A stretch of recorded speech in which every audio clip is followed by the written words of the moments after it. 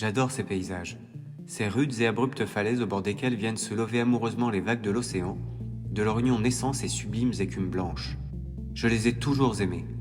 D'aussi loin que je me souvienne, le petit garçon que j'étais contemplait les merveilles du monde au travers de ces ondes marines. J'avais l'habitude de m'asseoir en tailleur sur la plage, de fixer l'horizon et de laisser vagabonder mon imagination fertile. Je rêvais d'autres mondes, d'autres planètes baignées par les océans, leur ciel occulté par d'immenses volutes de nuages cotonneux d'un blanc immaculé, d'autres peuples aux coutumes étranges et pourtant si familières, d'autres savoirs et pouvoirs que les nôtres. Depuis des temps immémoriaux, ma famille, native de Thaïs, 5e planète orbitant autour de l'étoile double Archide dans la galaxie de Cassiopée, détient la lourde charge de mage impérial. Nos connaissances zénodons sont les plus avancées de notre peuple et nous devons sans cesse subvenir aux besoins de notre caste et à ceux des habitants de notre planète. Dès ma naissance, je fus conditionné à assumer cette charge, entraîné aux arts parallèles et à la contemplation et à la préservation des œuvres du grand architecte. Combien de fois j'ai été testé par mes précepteurs?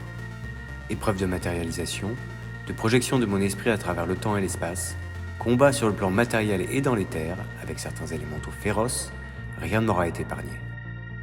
Car tout à chacun, même de haut lignage, ne peut accéder à la connaissance des choses cachées.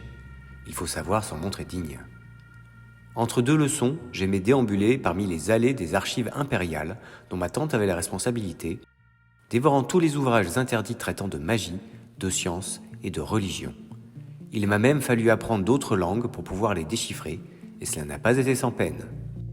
C'est ainsi que j'ai pris conscience de l'immensité des univers interconnectés et de la petitesse de mon être propre.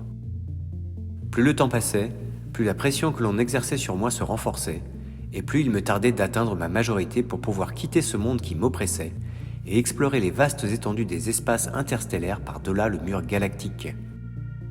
Ainsi, à chaque erreur, à chaque déconvenue, je venais ici sur cette plage, me réfugier. Bercé par le ressac des vagues, mon esprit vagabondant entre deux mondes, un jour je me suis endormi et c'est là qu'elle m'est apparue. Qu'elle était belle, mystérieuse et pourtant si familière. J'avais l'impression de la connaître depuis toujours. Je ressentais une si profonde connexion que j'avais l'impression que mes pensées et les siennes ne faisaient qu'un. Tout mon être vibrait en sa présence, si rayonnante de lumière et de gloire. Mais où était-elle? À quelle époque? Dans quel monde? Dans quelle galaxie vivait-elle? Le ciel de son univers portait fièrement plusieurs lunes, et les vagues d'un océan calme faisaient onduler sa frêle silhouette. Je n'avais jamais vu pareil environnement, et j'étais bien incapable de la localiser, à mon infinie déception. Les années passèrent, la charge devint de plus en plus pesante, et son image de plus en plus présente à mon esprit. Lorsque j'atteignis ma majorité, je fus autorisé à partir en voyage d'études sur Ganymède, aux confins de notre système solaire.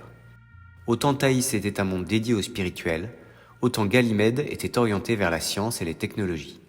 J'étais ravi de pouvoir m'extirper pour un moment de mes obligations et d'étudier avec leurs meilleurs scientifiques. À mon arrivée, je trouvais des paysages très différents de ceux que je connaissais.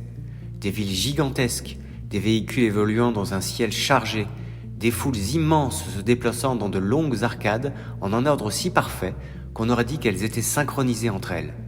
Et de fait, elles l'étaient. Les Ganymédiens étaient tous connectés à une intelligence centrale qui leur dispensait informations et directives et surveillait leurs moindres dérives corporelles et spirituelles. Point de liberté individuelle sur Ganymède, mais une conscience collective qui agissait de concert à l'essor de la collectivité. Mes précepteurs furent sévères avec moi, encore plus que sur Thaïs, me considérant comme un sous-être, car je refusais que l'on m'implante le dispositif me connectant au grand tout, à l'intelligence centrale de la planète. Plus le temps passait, plus mon désespoir et mon asservissement grandissaient à mesure que mes illusions disparaissaient et que le souvenir de son visage s'étiolait. Au décours d'un échange avec le recteur de l'académie à laquelle j'étais affecté, je compris que les miens avaient conclu un pacte avec ceux de Ganymède. Ils souhaitaient expérimenter sur mon être la fusion entre un développement spirituel à son apogée, contrôlé par une intelligence centrale, ne laissant que peu de place aux désirs et aspirations personnelles. Une fusion des civilisations et des destinées en quelque sorte.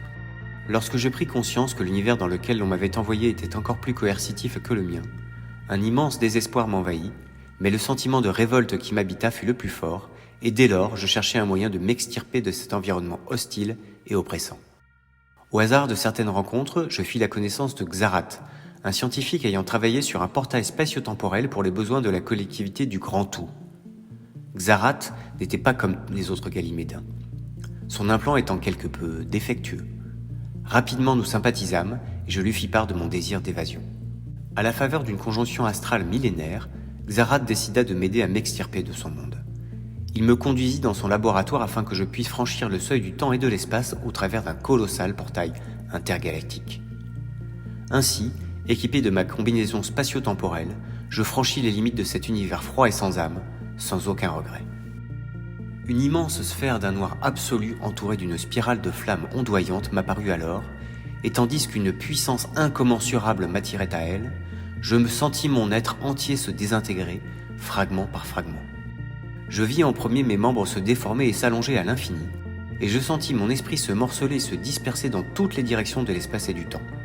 Un court instant, j'eus l'impression d'être intimement connecté au grand architecte, de tout savoir et de tout ressentir simultanément. J'étais tout à la fois Azarion de Thaïs, ma planète natale, et Multitude. Hurul du continent d'entre les océans, Soptek d'Héliopolis, Blanche d'Autun, Caterina de Prague et Saül Racket de Londres. Cette impression fugace laissa place à une oblitération totale de mon existence lorsque le noir absolu m'envahit.